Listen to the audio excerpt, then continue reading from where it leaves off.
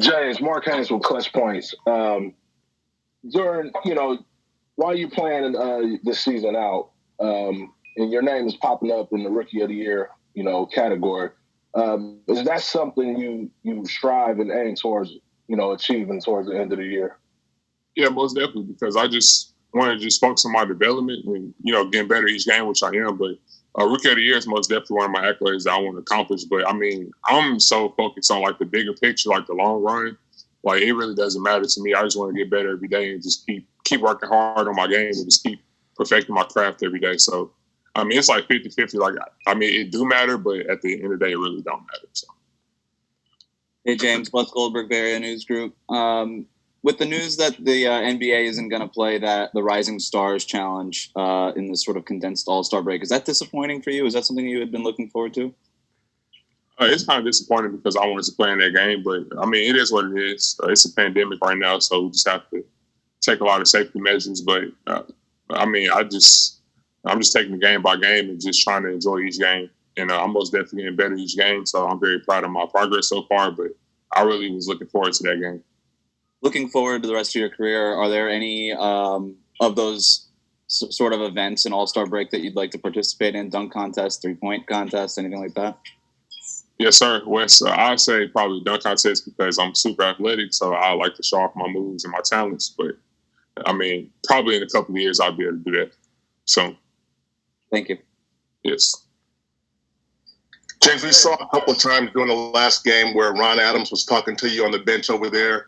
Jaren is talking to you every now and then. What are the things that Ron and Jaren, as defensive guys, what are the things that they are stressing when they talk to you?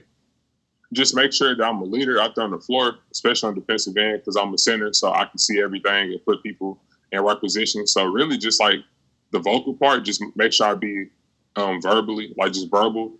And just make sure I be intense on the defensive end, because if I don't call nothing out, then the guards can get cracked on the screens and stuff. So just make sure I be more vocal at all times. So what did you learn the other night when you fouled out so quick? Just to make sure that I be more precise and be smart. But of course, as a rookie, I'm gonna get called. Even little fouls is probably not even a foul. They're gonna call that on me. So you just make sure I be patient and just don't get frustrated. James, did you cross paths with LaMelo much at all going into the draft process over the last few years at all? No, sir. I haven't played against him at all. As you watch his game now, here and there, what do you think of the way he's been playing? Smart player, can pass, very, very great team player. And then, he's just a great player all around. So, and also he's a 6'7" point guard. So you can't, you don't really find that many guards that tall like that and that much of a playmaker. So he's a great player, most definitely. James, is there anybody in the NBA or in the past that you kind of pattern your game after? Yes, players I pattern my game after, I'd say probably Chris Bosh or Kevin Garnett. And I've been watching a lot of David Robinson and Tim Duncan as well, just on the fundamental part of the game. And just how Tim Duncan was able to be patient in the post and make sure he surveyed the floor, then make a move, and just being very precise with his moves and just being a smart player. So I studied a lot of great bigs that came before me. Hey, Kyle Johansson, SFS.com, just to follow up on that.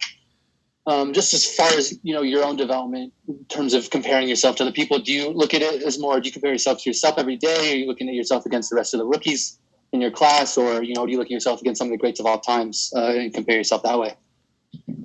I look at the bigs of all time that came before me, just to study their moves and study how they survey the floor and just their demeanor, just everything. And I study that, but also I have such a great tunnel vision that I'm just worried about myself, just trying to develop myself and just get better as a player, and just make sure that I perfect my craft every day and just try to learn and just stay humble because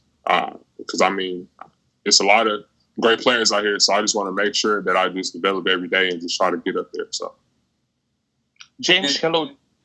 Okay, let's go ahead. Appreciate that. James, the guys you talk about modeling their game after, they play quite a bit of power forward in their NBA careers. Is that something that you feel like you could do or want to do, or do you view yourself strictly as a center? I feel like I'm capable of doing that because I can stretch the floor out. I'm very comfortable with my mid-range shot and my three-point shot. So, I can play inside out. So I feel very comfortable playing the floor if I had the chance to. James, did you feel a connection to your draft class? I know you got a lot of questions about LaMelo, but you guys didn't really have the same opportunity to mingle together and pre-draft activities, anything like that, because of COVID. I mean, do you have a relationship with any of these guys? Yeah, Anthony Edwards. We played in high school together. Made our All-American game. We played in a lot of games against each other. So that's really my guy. When we was playing each other, we was actually talking like almost every possession, talking to each other. Going back and forth. So we were just like having a great time playing against each other. So that's like the one person I can say that I have a close connection to. And also Isaiah Stewart, and I would say probably Brandon Carey, most definitely. So I stand corrected.